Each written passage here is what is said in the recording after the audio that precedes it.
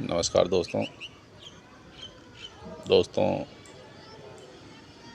Trading में strategy जो है 20% काम करती है, बाकी आपकी जो साइकोलॉजी है वो 80% काम करता है। यानी ट्रेडिंग में स्ट्रेटजी तो आपको बहुत सारी मिल जाएंगी, सारी ही स्ट्रेटजी सही है। कोई 60% काम करती है तो कोई 65% काम करती है, कोई 70% काम करती है, कोई 80% काम करती है। शायद ही कोई स्ट्रेटजी हो जो 90% काम करती है। ठीक है, स्ट्रेटजी सारी सही है और इसमें साइकोलॉजी मेन रोल अदा करता है। सेम स्ट्रेटजी पे मान लीजिए एक स्ट्रेटजी पे एक व्यक्ति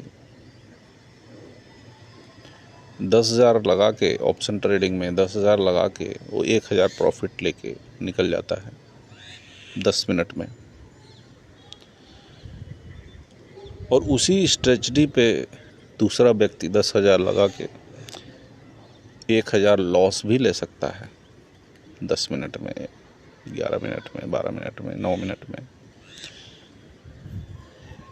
तो अगर स्ट्रेटजी भी सेम है, प्रीमियम भी सेम है, चार्ट भी सेम है, डे भी सेम है, टाइम भी सेम है, तो एक व्यक्ति प्रॉफिट कर रहा है, दूसरा लॉस कर रहा है, तो इसमें डिफरेंस है दोनों के माइंड का, दोनों के साइकोलॉजी का। भाई जिसने लॉस किया वो देखता है कि बीच में 10 मिनट के अंदर थोड़ा सा नीचे की तरफ स्पाइक मारा कि वो डर के मारे निकल गया फट से। ठीक है, और दूसरे ने स्पाइक जब मारा तो उसने थोड़ा सा धैर्य से काम लिया, थोड़ा 1-2 सेकंड वेट किया और उसका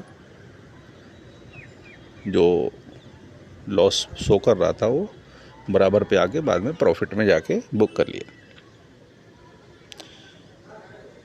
तो टोटल गेम है साइकोलॉजी का है। मैं ये नहीं बोलता हूँ कि अगर आपका लॉस बढ़ रहा है तो आप मत काटो। देखो, आपका एक प्रॉपर स्टॉप लॉस पे काम करना है। ऐसा नहीं कि पहला ट्रेड लिए तो उसमें आप कैंडल के हाफ का एसएल लगा रहे हैं, फिर दूसरे में सेम स्ट्रेटजी पे कैंडल का फुल लगा दिए। ऐसा नहीं होना चाहिए। आपका जो ट्रेड करने का जो तरीका है वो हर ट्रेड में सेम फॉलो होना चाहिए।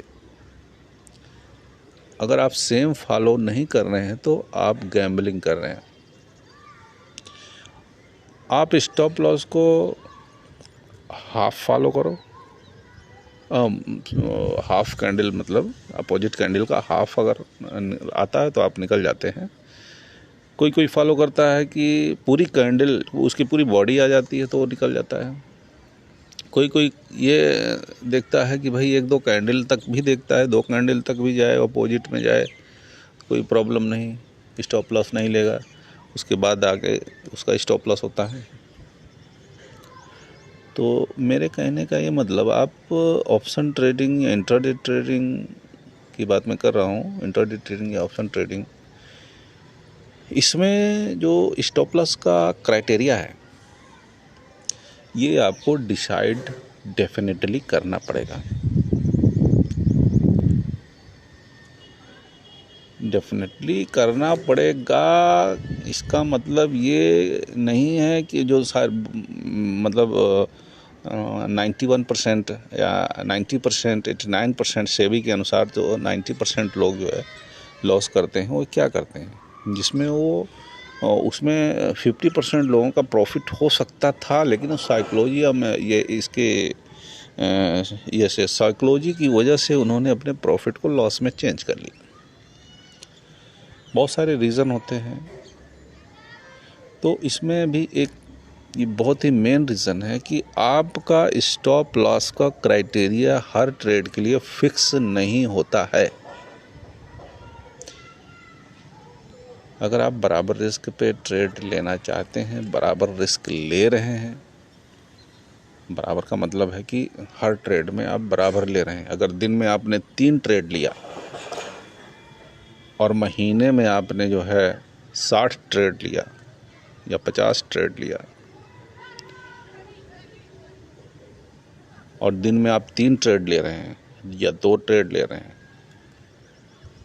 उसमें आपका स्टॉप लॉस का क्राइटेरिया अगर सेम नहीं है तो आप गैम्बलिंग कर रहे हैं, आप प्रॉफिट नहीं कर सकते। जैसे किसी में देखा तो अपोजिट कैंडल का हाफ ने ऐसा लगा लिया,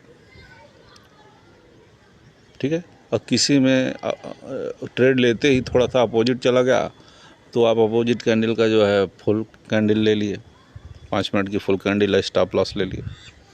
ऐसा नहीं होना चाहिए।